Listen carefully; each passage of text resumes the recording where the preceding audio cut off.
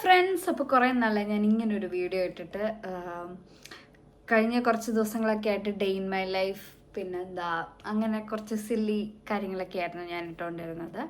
അപ്പം ഞാൻ ഇന്ന് ഓർത്തു കുറച്ച് UK അപ്ഡേറ്റ്സും കാര്യങ്ങളൊക്കെ പറയാമെന്ന്.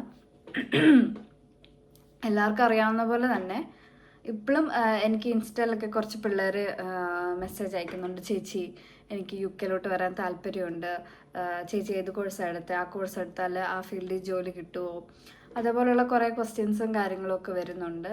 ഇവിടെ വന്നാൽ ഏതൊക്കെ ടൈപ്പ് ജോലിക്കാണ് പോകേണ്ടത്, ജോലി കിട്ടുമോ, തിരിച്ചു പോരേണ്ടി വരുമോ എന്നൊക്കെ. ഇപ്പം എല്ലാവർക്കും അറിയാം UK കാനഡയൊക്കെ കുറേ പണ്ടത്തെ പോലല്ല, കുറേ പിള്ളേർ സ്റ്റുഡൻസ് ആയിട്ട് പോകുന്നവരുടെ എണ്ണമൊക്കെ കുറേ കുറഞ്ഞിട്ടുണ്ട്. കാരണം അറിയാമല്ലോ, ഇപ്പം വിസയുടെ പ്രൊസീജിയേഴ്സൊക്കെ മാറുന്നു, പുതിയ പുതിയ റൂൾസും റെഗുലേഷൻസൊക്കെ വരുന്നു. അങ്ങനെ കുറേ അപ്ഡേറ്റ്സുകൾ ഡെയിലി വന്നുകൊണ്ടിരിക്കുകയാണ്. ഇപ്പം ഇങ്ങോട്ടും സ്റ്റുഡൻസിൻ്റെ വരവ് നന്നായിട്ട് കുറഞ്ഞിട്ടുണ്ട്. ഇപ്പം വരാനിരിക്കുന്നവരോട് ഞാൻ എന്തായാലും നമ്മുടെ എക്സ്പീരിയൻസ് ആണല്ലോ പറയുന്നത്. പിന്നെ എൻ്റെ അറിവിൽ അതായത് എനിക്ക് പരിചയമുണ്ടായിരുന്ന കുറേ സ്റ്റുഡൻസ് വന്ന് തിരിച്ചു പോയിട്ടുണ്ട്. അതായത് അവർ സ്റ്റുഡൻ്റായിട്ട് നിന്നു 1 അല്ലെങ്കിൽ 2 വർഷം, പിന്നെ അതിൻ്റെ സ്റ്റേ ബാക്ക്, അത് കഴിഞ്ഞിട്ട് വേറെ വിസയിലോട്ട് നോക്കാതെ നാട്ടിൽ പോയവരുടെ എണ്ണവും അത്യാവശ്യം കൂടുന്നുണ്ട് ഇപ്പോൾ. എനിക്ക് തന്നെ പേഴ്സണലി കുറേ പേരെ ഇപ്പോൾ അറിയാം. സോ എന്താ പറയാനുള്ളതെന്ന് വെച്ചാൽ, നമ്മൾ പഠിച്ച ഫീൽഡിൽ ജോലി കിട്ടുക എന്നുള്ളത് എപ്പോഴും പറയുന്ന പോലെ തന്നെ അത്ര ഈസി ടാസ്ക് ഒന്നും അല്ല. അങ്ങനെയാണെങ്കിൽ ഇവിടെ ഉള്ള സ്റ്റുഡൻ്റായിട്ട് വന്ന എല്ലാവരും തന്നെ ആ ഫീൽഡിലല്ലേ ജോലി നോക്കുകയുള്ളൂ. അതേപോലെ തന്നെ ആ ഫീൽഡിൽ തന്നെ വിസ വേണം, എന്നാലേ നമുക്ക് ഇവിടെ നിൽക്കാൻ പറ്റുള്ളൂ. അങ്ങനത്തെ കുറേ കാര്യങ്ങളുണ്ടല്ലോ. സോ പറഞ്ഞു വന്നത്, ഇപ്പോഴും സ്ട്രഗ്ലിങ് തന്നെയാണ് പിള്ളേർ. പിന്നെ സ്റ്റേ ബാക്ക് കഴിഞ്ഞവരും കഴിയാൻ നിൽക്കുന്നവരും ഒക്കെ ഭൂരിഭാഗം പേരും കെയർ വിസ അങ്ങനെയൊക്കെയാണ് ഇപ്പോൾ എടുക്കുന്നത്. വേറെ ഓപ്ഷൻസും ഉണ്ട്, വേറെ വിസയുടെ ഓപ്ഷൻസ് ഉണ്ട്, അങ്ങനെയൊക്കെ പോയി നോക്കുന്നവരും ഉണ്ട്. എങ്കിലും കുറേ പേരൊക്കെ നാട്ടിൽ തിരിച്ചു പോകുന്നു, അവരുടെ സ്റ്റേ ബാക്ക് പീരീഡ് കഴിഞ്ഞ്. കൂടുതലും അങ്ങനെയാണ് ഇപ്പം നടന്നുകൊണ്ടിരിക്കുന്നത്.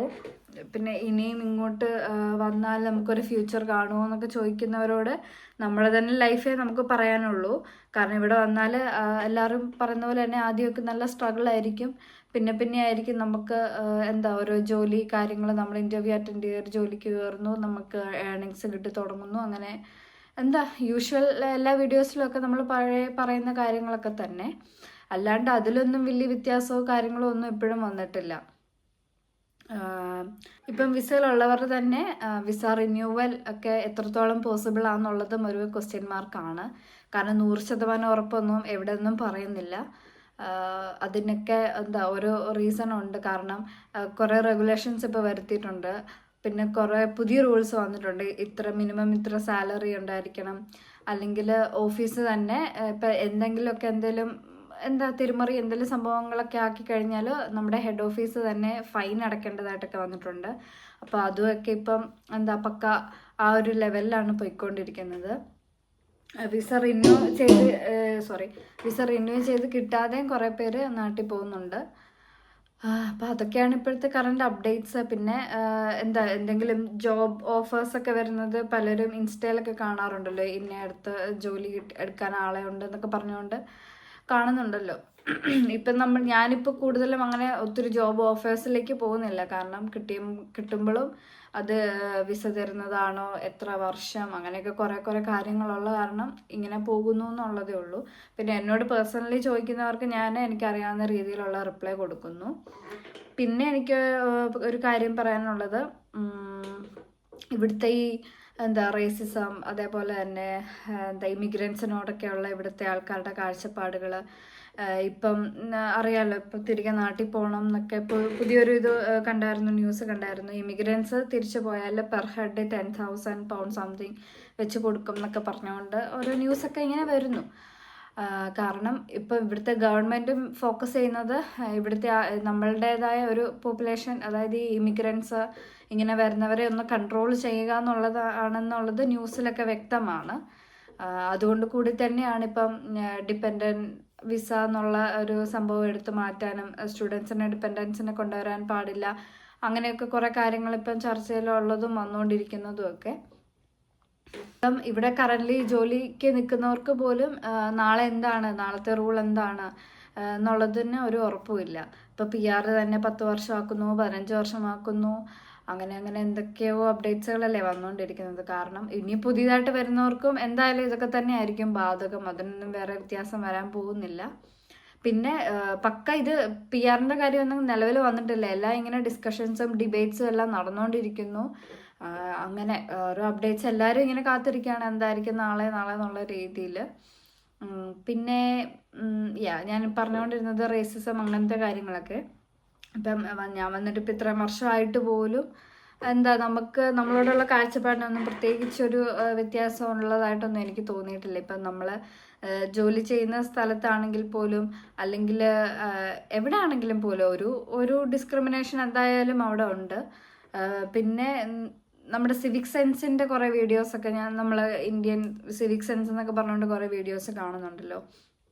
കുറേയൊക്കെ ആൾക്കാരുടെ കയ്യിലിരിപ്പ് കൊണ്ടും നമുക്ക് കുറേ നെഗറ്റിവിറ്റി കിട്ടുന്നുണ്ട്.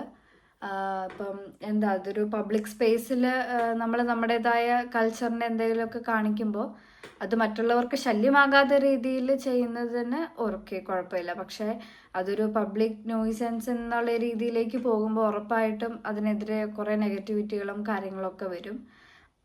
അത് ആ ഒരു വ്യക്തിനെ മാത്രമായിരിക്കില്ല ഫോക്കസ് ചെയ്യുന്നത്, എല്ലാവരെയും കൂടി ആയിരിക്കും അത് ബാധിക്കുന്നത്. പിന്നെ നമ്മൾ തന്നെ നമ്മുടെ രാജ്യത്തെ കുറ്റം പറയുന്നതായിട്ട് കുറേ വീഡിയോസും ന്യൂസും ഒക്കെ ഞാൻ ഷോർട്സൊക്കെ കാണുന്നുണ്ട്. അപ്പം അതിനോട് എനിക്ക് പറയാനുള്ളതെന്ന് വെച്ചാൽ ഓക്കെ, ഒരാളുടെ പേഴ്സണൽ ചോയ്സാണ് അവനവൻ്റെ രാജ്യത്തെ സ്നേഹിക്കണോ വേണ്ടയോ, കുറ്റം പറയണോ വേണ്ടയോ എന്നൊക്കെയുള്ളത്. പക്ഷേ എന്നിരുന്നാൽ പോലും നമുക്കറിയാമല്ലോ നമ്മുടെ രാജ്യത്തെ പോസിറ്റിവിറ്റിയും നെഗറ്റിവിറ്റിയൊക്കെ. സോ നെഗറ്റിവിറ്റീനെ മാത്രം ഇങ്ങനെ ഫോക്കസ് ചെയ്ത് നമ്മളുടെ രാജ്യത്തിൻ്റെ നല്ല കാര്യങ്ങൾ കൂടി പുറത്തേക്ക് പറയുന്നതിൽ കുറച്ചും കൂടെ ഒരു ഇത് കാണിച്ചാൽ കൊള്ളാം എന്ന് എനിക്ക് തോന്നുന്നുണ്ട്. പേഴ്സണലി എൻ്റെ കാര്യം എടുത്താൽ ഞാൻ ജോലി ചെയ്യുന്ന സ്ഥലത്ത് പല രാജ്യത്തു നിന്നുള്ള ആൾക്കാരുണ്ട്. നൈജീരിയ, കെന്യ, ഇന്ത്യ, പിന്നെന്താ റൊമേനിയൻ, അങ്ങനെ പല രാജ്യത്തു നിന്നുള്ള ആൾക്കാരുണ്ട്. അപ്പം എന്നോട് നമ്മളിങ്ങനെ ഷിഫ്റ്റിലൊക്കെ ആയിരിക്കുമ്പോഴത്തേക്കിനും ചിലപ്പോൾ ബ്രേക്കിൻ്റെ സമയത്തൊക്കെ ഇന്ത്യനെ പറ്റിയുള്ള വീഡിയോസ്, എനിക്കറിയത്തില്ല ഇവർക്ക് മോശം വീഡിയോസ് മാത്രം എങ്ങനെയാണ് ഈ കിട്ടുന്നത് എന്നുള്ളത്. കൂടുതലും ഈ നോർത്ത് ഇന്ത്യൻ ഫുഡിൻ്റെ അങ്ങനത്തെ വീഡിയോസൊക്കെ ഉണ്ടല്ലോ, അതൊക്കെ കൊണ്ട് കാണിച്ചിട്ട് ഇതാണല്ലേ റിയൽ ഇന്ത്യ ഇങ്ങനെയാണല്ലേ എന്നൊക്കെ ചോദിച്ചുകൊണ്ട് വരുമ്പോഴത്തേക്കും ഞാൻ പറയും ഇതിപ്പം നമുക്ക് സോഷ്യൽ മീഡിയനെ ഒരിക്കലും അത്ര കണ്ണടച്ച് 100% ട്രസ്റ്റ് ചെയ്യാനൊന്നും പറ്റില്ല. അതേപോലെ അതെല്ലാം സത്യം ആണൊന്നുമില്ല. പിന്നെ കുറേ നല്ല കാര്യങ്ങളും നമ്മുടെ രാജ്യത്ത് നടക്കുന്നുണ്ട്. അതിനെപ്പറ്റി ആർക്കും ചർച്ച ചെയ്യാനോ സംസാരിക്കാനോ ഒന്നും താല്പര്യവുമില്ല. അപ്പോൾ ഞാൻ എന്താ ചെയ്യുന്നതെന്ന് പറഞ്ഞാൽ മേ ബി ആയിരിക്കാം, പക്ഷേ ഇത് ഒരു ചെറിയൊരു ഭാഗത്തൊക്കെ ആയിരിക്കാം. എന്താ പറയുക, ഒരു നോർത്ത് ഇന്ത്യൻ സൈഡിലോ എവിടെയെങ്കിലുമൊക്കെ ഇങ്ങനെ ചെറുതായിട്ടായിരിക്കാം. പിന്നെ ഞാൻ ചെയ്യുന്നതെന്നുള്ളത് നമ്മുടെ രാജ്യത്തിൻ്റെ നല്ല വശങ്ങളും നമ്മുടെ ടൂറിസ്റ്റ് അട്രാക്ഷൻസ് ആയിട്ടുള്ള സ്പോട്ടുകൾ, നല്ല കാര്യങ്ങൾ, നമ്മൾ അങ്ങനത്തെ കാര്യങ്ങൾ കുറേ ഞാൻ അവർക്ക് അങ്ങോട്ട് കാണിച്ചു കൊടുക്കും.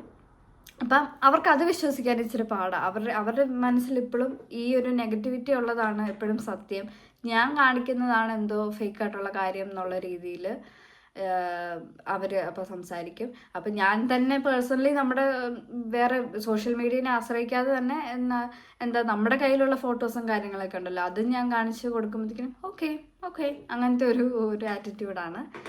സോ എന്താ പറയുക, എനിക്കെന്തോ നമ്മളുടെ ഇന്ത്യൻസിനെയൊക്കെ പറയുമ്പോഴത്തേക്കും എവിടെയോ ഒന്ന് കൊള്ളുന്ന പോലെയൊക്കെ തോന്നും. എല്ലാവർക്കും അങ്ങനെ കൊള്ളണം എന്ന് പറയാൻ എനിക്ക് പറ്റില്ല. പക്ഷെ എന്നിരുന്നാൽ പോലും കുറച്ചൊക്കെ ഒരു പോസിറ്റിവിറ്റിയും കൂടെ നമ്മൾ ഡിസ്കസ് ചെയ്താൽ കൊള്ളാം എന്നൊക്കെ എനിക്ക് തോന്നുന്നു. അപ്പം നമ്മുടെ രാജ്യത്തെ അത്ര ഇഷ്ടമാണെങ്കിൽ നാട്ടിൽ വന്ന് നിൽക്കാമല്ലോ എന്നൊക്കെ പറയുമ്പോൾ എനിക്ക് നാട്ടിൽ വന്ന് നിൽക്കുന്നതിലൊന്നും യാതൊരു ബുദ്ധിമുട്ടും ഇല്ല. അത് സന്തോഷമുള്ള കാര്യമാണ്. ഇപ്പം ലൈഫിലിപ്പം ഇവിടെ വന്നുകൊണ്ടും ചില നല്ല കാര്യങ്ങൾ ചില രാജ്യങ്ങളിൽ നമുക്ക് കാണാൻ പറ്റുന്നു, കുറച്ചും കൂടെ ട്രാവൽ ചെയ്യാൻ പറ്റുന്നു, അങ്ങനത്തെ കുറച്ച് ബെനിഫിറ്റ്സും കൂടെ ഉണ്ടല്ലോ. അപ്പോൾ എല്ലാത്തിനും അതിൻ്റെതായ പോസിറ്റിവിറ്റി നെഗറ്റിവിറ്റിയൊക്കെ ഉണ്ടെന്ന് വിശ്വസിക്കുന്ന ആൾ തന്നെയാണ് ഞാനും. പിന്നെ ഇതേപോലെ സിവിക് സെൻസ് എന്നുള്ള ഒരു കാര്യം കുറച്ചും കൂടെ നമ്മൾ സംസാരിക്കേണ്ടതായിട്ടുണ്ട്.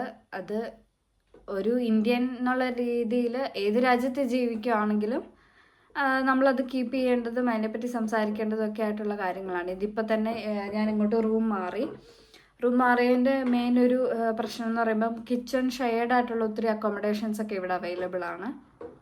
ഇതിനു മുന്നേയും നമ്മൾ ഷെയർഡ് തന്നെയാണ് നിന്നിട്ടുള്ളതും കാര്യങ്ങളുമൊക്കെ. അപ്പോൾ കേരള ആയിട്ടുള്ള ഒരു ഫ്ലാറ്റ് മേറ്റ്സ് അല്ലായിരുന്നു ഞാൻ നേരത്തെ നിന്നിടത്തുള്ളത്. അത് എനിക്ക് തോന്നുന്നത് വേറെ സ്റ്റേറ്റാണ്, തോന്നുന്നതല്ല, വേറെ സ്റ്റേറ്റിലെ ആൾക്കാരാണ്.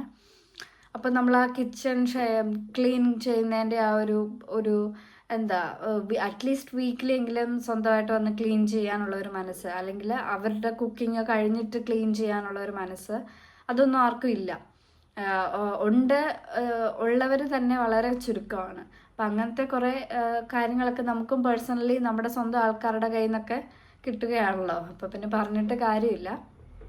നമ്മളത് മര്യാദയ്ക്ക് അവരോട് സംസാരിച്ച് നോക്കിയാൽ പോലും എന്തോ അവർക്ക് അതിൻ്റെ ഇമ്പോർട്ടൻസോ കാര്യങ്ങളൊന്നും എന്താണെന്ന് അവർക്കറിയില്ല. അപ്പോൾ അങ്ങനെയൊക്കെയാണ് നമ്മളിപ്പോൾ ഇങ്ങോട്ട് റൂമൊക്കെ മാറി ലൈഫൊക്കെ ഇങ്ങനെ പോയിക്കൊണ്ടിരിക്കുന്നു. എനിക്കിപ്പോൾ ജസ്റ്റ് ഇത് ഇങ്ങനത്തെ ചില കോമൺ ആയിട്ടുള്ള കാര്യങ്ങൾ ജസ്റ്റ് ഒന്ന് പറയണം എന്ന് തോന്നി. അപ്പോൾ UK വരാൻ ഇനിയും ആഗ്രഹിക്കുന്നവരോട് നിങ്ങൾ കൂടുതൽ ന്യൂസൊക്കെ ഫോളോ ചെയ്യുക, ഇവിടുത്തെ കാര്യങ്ങളെല്ലാം അപ്ഡേറ്റ്സ് കാര്യങ്ങളും എല്ലാം മനസ്സിലാക്കുക. പിന്നെ വേറെ രാജ്യത്തേക്കുള്ള പുതിയ പുതിയ ഓപ്പർച്യൂണിറ്റീസ് ഒക്കെ വരുന്നുണ്ടല്ലോ, അപ്പം അതിലും കൂടെ കുറച്ചുകൂടെ ഒക്കെ ഫോക്കസ് ചെയ്യുക, അങ്ങനെയൊക്കെ ശ്രദ്ധിക്കുക. പിന്നെ നമ്മുടെ നാട്ടിലും നമ്മുടെ കേരളത്തിലും കുറച്ചും കൂടി എന്താ പറയുക ഓർഗനൈസേഷൻസും കുറച്ചുകൂടി ജോബ് ഓപ്പർച്യൂണിറ്റീസൊക്കെ വരട്ടെ എന്ന് ആഗ്രഹിക്കുന്നു. അപ്പം അങ്ങനെയൊക്കെ പോകുന്നു. എന്തെങ്കിലും അപ്ഡേറ്റ്സ് ഒക്കെ ഉണ്ടെങ്കിൽ ഉറപ്പായിട്ടും ഞാൻ വീഡിയോസ് ഇടാം. ടാറ്റാ.